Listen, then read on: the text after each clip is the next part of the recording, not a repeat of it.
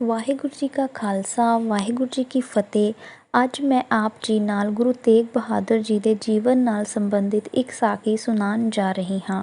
ਸ਼੍ਰੀ ਗੁਰੂ ਗ੍ਰੰਥ ਸਾਹਿਬ ਜੀ ਦਾ ਜਲ ਵਿੱਚ ਰੱਖਣਾ। ਤੇ ਆਓ ਬੜੇ ਹੀ ਪਿਆਰ ਨਾਲ ਸਾਖੀ ਸਰਵਣ ਕਰੀਏ।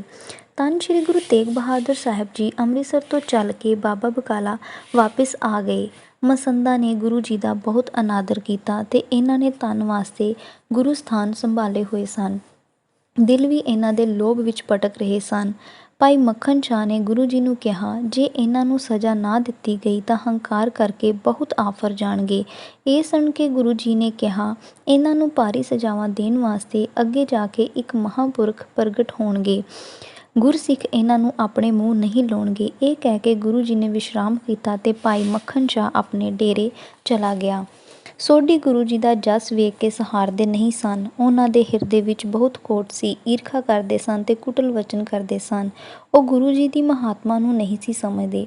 ਕਈ ਦਿਨ ਬੀਤਣ ਤੋਂ ਬਾਅਦ ਭਾਈ ਮੱਖਣ ਸ਼ਾਹ ਫਿਰ ਗੁਰੂ ਜੀ ਦੇ ਪਾਸ ਆਇਆ ਤੇ ਗੁਰੂ ਜੀ ਨੂੰ ਕਹਿਣ ਲੱਗਾ, ਘਰ ਨੂੰ ਛੱਡੇ ਨੂੰ ਬਹੁਤ ਦੇਰ ਹੋ ਗਈ ਹੈ। ਤੁਹਾਡੇ ਨਾਮ ਸਾਹਿਤ ਹੁਣ ਚੱਲਣਾ ਚਾਹੁੰਦਾ ਹਾਂ। ਇਹ ਸੁਣ ਕੇ ਗੁਰੂ ਜੀ ਸਹਿਜ ਸੁਭਾਅ ਕਹਿਣ ਲੱਗੇ, ਸਾਥੋਂ ਵੀ ਇੱਥੇ ਰਿਹਾ ਨਹੀਂ ਜਾਂਦਾ। ਇਸ ਦੇਸ਼ ਨੂੰ ਛੱਡ ਕੇ ਸਤਲੁਜ ਦਰਿਆ ਪਾਰ ਕਰਾਂਗੇ ਤੇ ਕਿਤੇ ਅੱਗੇ ਜਾ ਕੇ ਆਪਣਾ ਘਰ ਬਣਾਵਾਂਗੇ। ਇੱਥੇ ਸੋਢੀ ਬਹੁਤ ਈਰਖਾ ਕਰਦੇ ਹਨ। ਐਸਾ ਨਾ ਹੋਵੇ ਕਿ ਕੋਈ ਮਾਰਿਆ ਜਾਵੇ, ਭਾਵ ਕੋਈ ਬਖੇੜਾ ਹੋ ਕੇ ਲੜਾਈ ਖੜੀ ਹੋ ਜਾਵੇ।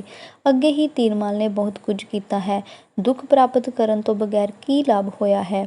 ਇਸ ਤਰ੍ਹਾਂ ਕਹਿ ਕੇ ਗੁਰੂ ਜੀ ਤਿਆਰ ਹੋ ਗਏ। ਫਿਰ ਗੁਰੂ ਜੀ ਨੇ ਆਪਣੇ ਘੋੜੇ ਤੇ ਕਾਠੀ ਲਾਈ ਅਤੇ ਮੱਖਣ ਸ਼ਾਹ ਸਵਾਰ ਹੋ ਕੇ ਪਿੱਛੇ ਪਿੱਛੇ ਚੱਲ ਪਿਆ। ਨਾਲ ਹੋਰ ਵੀ ਬਹੁਤ ਸਾਰੇ ਸਵਾਰ ਸਨ। ਚਲਦੇ ਚਲਦੇ ਗੁਰੂ ਜੀ ਬਿਆਸ ਨਦੀ ਦੇ ਕੰਢੇ ਪਹੁੰਚ ਗਏ।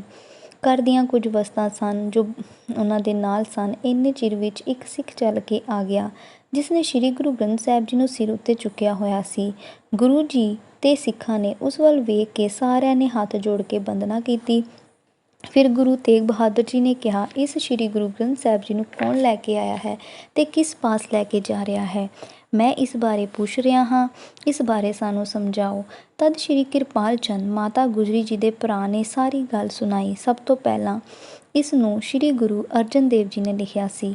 ਤੀਰਮਾਲ ਨੇ ਉਸ ਨੂੰ ਛਲ ਕਰਕੇ ਪ੍ਰਾਪਤ ਕਰ ਲਿਆ ਸੀ। ਜਦ ਸਾਰਾ ਉਸ ਦਾ ਡੇਰਾ ਲੁੱਟ ਲਿਆ ਤਦ ਉਹ ਸਾਡੇ ਘਰ ਵਿੱਚ ਆਇਆ ਹੈ। ਇਸ ਤਰ੍ਹਾਂ ਉਹਨਾਂ ਨੇ ਗੁਰੂ ਗ੍ਰੰਥ ਸਾਹਿਬ ਜੀ ਦੀ ਮਹਾਤਮਾ ਬਾਰੇ ਦੱਸਿਆ। ਇਸ ਕਰਕੇ ਹੁਣ ਇਹ ਆਪ ਜੀ ਪਾਸ ਰਹੇਗਾ, ਹੋਰ ਕਿਸੇ ਥਾਂ ਰੱਖਣ ਦੇ ਯੋਗ ਨਹੀਂ। ਇਹ ਗੱਲ ਸੁਣ ਕੇ ਗੁਰੂ ਤੇਗ ਬਹਾਦਰ ਜੀ ਨੇ ਕਿਹਾ, ਇਸ ਨੂੰ ਵਾਪਿਸ ਕਰਨ ਵਾਸਤੇ ਕਿਹਾ ਸੀ, ਉਹ ਗੱਲ ਕਿਉਂ ਨਹੀਂ ਮੰਨੀ ਹੈ? ਇਹ ਕਦੀ ਤੀਰਮਾਲ ਪਾਸ ਸੀ, ਹੁਣ ਵੀ ਉਸ ਨੂੰ ਦੇਣਾ ਬਣਦਾ ਸੀ। ਉਸ ਪਾਸੋਂ ਖੋਹ ਲੈਣਾ ਸਾਡੇ ਵਾਸਤੇ ਉਚਿਤ ਨਹੀਂ ਹੈ। ਚਿੱਤ ਵਿੱਚ ਦੁਖੀ ਹੋ ਕੇ ਸਭ ਪਾਸੇ ਝੂਰਦਾ ਰਹੇਗਾ। ਤਦ ਭਾਈ ਕਿਰਪਾਲ ਚੰਦ ਜੀ ਨੇ ਸੁਣ ਕੇ ਕਿਹਾ, ਹੇ ਸੁਖਦਾਤਾ ਜੀ, ਇਸ ਨੂੰ ਇੱਕ ਵਾਰ ਵਿਚਾਰ ਕੇ ਦੇਖ ਲਿਓ, ਇਹ ਵਾਪਸ ਦੇਣਾ ਨਹੀਂ ਬਣਦਾ ਹੈ।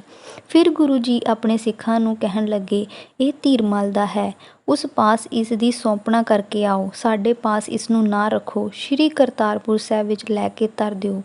ਸਾਰੀ ਸੰਗਤ ਨੇ ਕਿਹਾ, ਤੀਰਮਾਲ ਤਾਂ ਬਹੁਤ ਵੱਡਾ ਪਾਪੀ ਹੈ, ਅਸੀਂ ਉਸ ਵੱਲ ਮੁੱਖ ਨਹੀਂ ਕਰ ਸਕਦੇ। ਗੁਰੂ ਜੀ ਸਭ ਦੀਆਂ ਗੱਲਾਂ ਸੁਣ ਕੇ ਸੋਚਣ ਲੱਗ ਪਏ। ਸੋਚਣ ਤੋਂ ਬਾਅਦ ਉਹਨਾਂ ਨੇ ਕਿਹਾ ਕਿ ਸਾਡੇ ਦਿਲ ਦੀ ਅਭਿਲਾਸ਼ਾ ਹੈ ਕਿ ਇਹ ਗ੍ਰੰਥ ਤੀਰਮਾਲ ਕੋਲ ਪਹੁੰਚੇ। ਮਾਤਾ ਜੀ ਨੇ ਵੀ ਗੁਰੂ ਜੀ ਨੂੰ ਬਹੁਤ ਮਨਾ ਕੀਤਾ ਕਿ ਇਸ ਨੂੰ ਵਾਪਸ ਕਰਨਾ ਨਹੀਂ ਬਣਦਾ। ਮਾਤਾ ਜੀ ਪਾਸੋਂ ਇਹ ਸੁਣ ਕੇ ਗੁਰੂ ਜੀ ਨੇ ਮੌਨ ਧਾਰਨ ਕਰ ਲਿਆ। ਮਨ ਵਿੱਚ ਸੋਚਦੇ ਸਨ ਕਿ ਹੁਣ ਕੀ ਉਪਾਅ ਧਾਰਨ ਕਰੀਏ। ਸਿੱਖ ਸੇਵਕ ਉੱਥੇ ਕੋਈ ਜਾਣਾ ਨਹੀਂ ਚਾਹੁੰਦਾ, ਉਸ ਨੂੰ ਮਹਾਂ ਅਪਰਾਧੀ ਸਮਝਦੇ ਹਨ ਅਤੇ ਉਹਨਾਂ ਨੇ ਪ੍ਰਣ ਕੀਤੇ ਹੋਏ ਹਨ ਕਿ ਉਸਦੇ ਮੂੰਹ ਨਹੀਂ ਲੱਗਾਂਗੇ। ਸ਼੍ਰੀ ਗੁਰੂ ਗ੍ਰੰਥ ਸਾਹਿਬ ਉਸ ਪਾਸ ਕਿਵੇਂ ਪਹੁੰਚੇਗਾ? ਜਦ ਬੇੜੀ ਦਾ ਇੰਤਜ਼ਾਰ ਕਰ ਰਹੇ ਸਨ ਤਾਂ ਇਸ ਕਾਰਜ ਨੂੰ ਹਿਰਦੇ ਵਿੱਚ ਵਿਚਾਰ ਰਹੇ ਸਨ। ਉਸ ਬੇੜੀ ਉੱਤੇ ਸਵਾਰ ਹੋ ਗਏ। ਸਾਰੇ ਮਨੁੱਖ ਅਤੇ ਮੱਖਣ ਸ਼ਾਹ ਆਦਿ ਸਭ ਚੜ੍ਹਾ ਲਏ। ਜਦ ਬੇੜੀ ਡੂੰਘੇ ਪਾਣੀ ਵੱਲ ਚੱਲ ਪਈ, ਤੁਰੰਤ ਪਾਰਲੇ ਕੰਢੇ ਪੁੱਜ ਗਈ।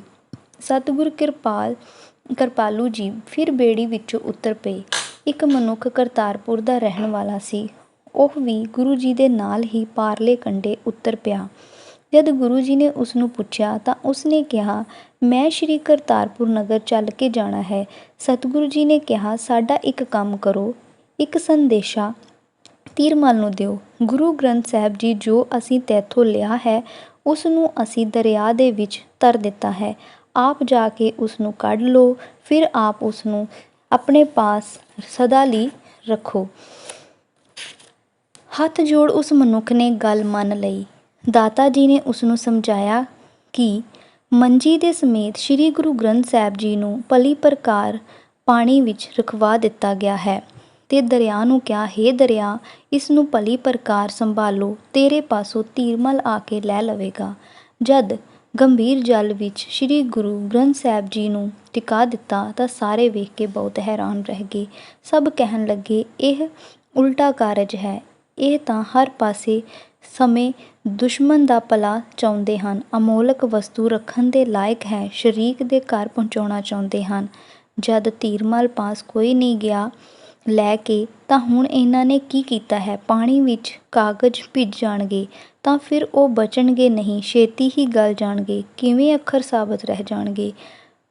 ਕੋਈ ਵੀ ਗੁਰੂ ਜੀ ਦੀ ਮਹਿਮਾ ਦਾ ਭੇਦ ਨਹੀਂ ਸੀ ਪਾ ਸਕਦਾ। ਫਿਰ ਸਤਿਗੁਰੂ ਜੀ ਅੱਗੇ ਚੱਲ ਪਏ ਤੇ ਮੱਖਣ ਸ਼ਾਹ ਆਦਿ ਪਿੱਛੇ ਪਿੱਛੇ ਚੱਲ ਪਏ। ਸ਼ਰਧਾਲੂ ਸਿੱਖ ਚੁੱਪ ਰਹੇ ਤੇ ਮਨ ਵਿੱਚ ਵਿਚਾਰ ਕਰਦੇ ਰਹੇ, ਸਤਿਗੁਰੂ ਜੋ ਕਰਦੇ ਹਨ ਚੰਗਾ ਹੀ ਕਰਦੇ ਹਨ। ਸਤਿਗੁਰੂ ਜੀ ਦੀ ਮੱਤ ਨੂੰ ਕੌਣ ਮਨ ਵਿੱਚ ਜਾਣ ਸਕਦਾ ਹੈ? ਅਸੀਂ ਸਭ ਥੋੜ੍ਹੀ ਮੱਤ ਵਾਲੇ ਹਾਂ।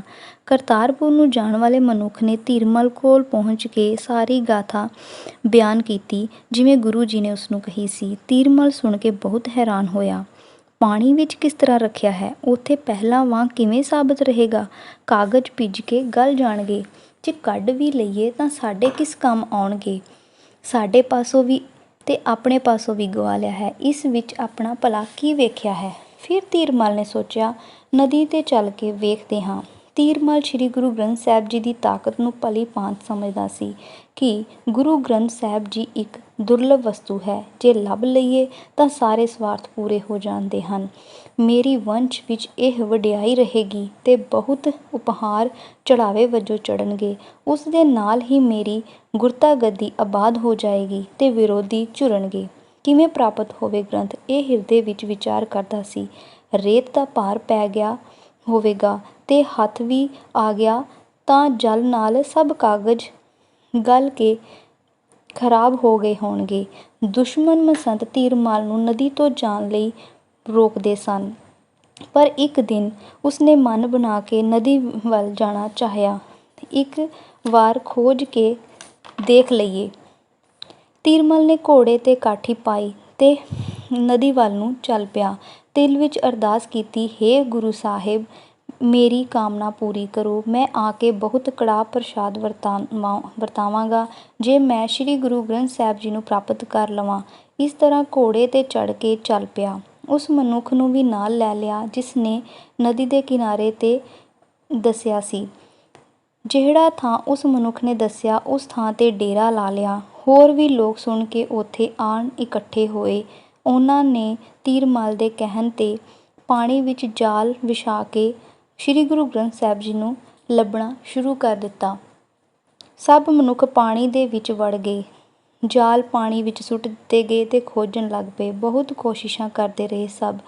ਸ਼੍ਰੀ ਗੁਰੂ ਨਾਨਕ ਦੇਵ ਜੀ ਨੂੰ ਅਰਦਾਸਾਂ ਕਰਦੇ ਅਤੇ ਬਹੁਤ ਯਤਨ ਕਰਦੇ ਲੱਭਣ ਦਾ। 2-3 ਦਿਨ ਬਾਅਦ ਫਿਰ ਤੀਰਮਲ ਨੇ ਉਸ ਮਨੁੱਖ ਨੂੰ ਪੁੱਛਿਆ, ਤੂੰ ਵੇਖਿਆ ਹੈ ਗੁਰੂ ਸਾਹਿਬ ਨੇ ਕਿਸ ਸਥਾਨ 'ਤੇ ਜਲ ਵਿੱਚ ਸ਼੍ਰੀ ਗੁਰੂ ਗ੍ਰੰਥ ਸਾਹਿਬ ਜੀ ਨੂੰ ਧਰਿਆ ਹੈ? ਉਸਨੇ ਦੱਸਿਆ ਕਿ ਇੱਕ ਸਿੱਖ ਸਿਰ 'ਤੇ ਲੈ ਕੇ ਆਇਆ ਤੇ ਡੂੰਘੇ ਪਾਣੀ ਕੋਲ ਸਿਰ 'ਤੇ ਉਤਾਰ ਕੇ ਜਲ ਵਿੱਚ ਟਿਕਾ ਦਿੱਤਾ। ਸਤਿਗੁਰੂ ਨੇ ਨਮਸਕਾਰਾਂ ਕਰਕੇ ਇਸ ਗ੍ਰੰਥ ਨੂੰ ਦਰਿਆ ਦੇ ਵਿੱਚ ਧਰ ਦਿੱਤਾ ਹੈ।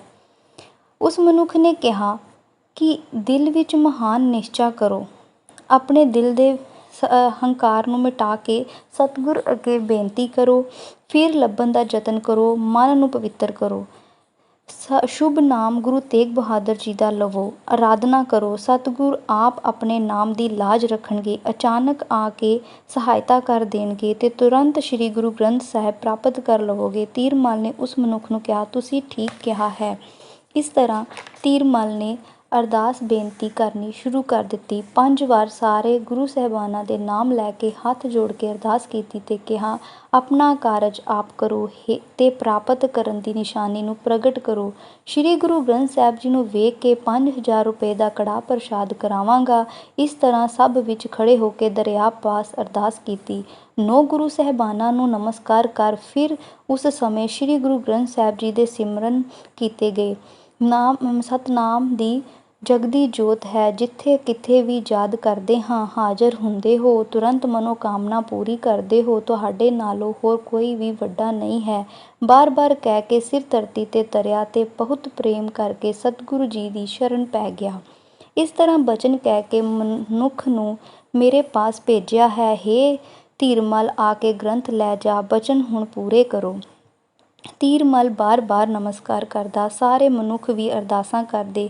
ਫਿਰ ਇੱਕ ਮਨੁੱਖ ਨੂੰ ਜਲ ਵਿੱਚ ਪ੍ਰਵੇਸ਼ ਕਰਾਇਆ ਤੇ ਧੀਰਮਲ ਨਦੀ ਦੇ ਕਿਨਾਰੇ ਖੜਾ ਹੋ ਗਿਆ।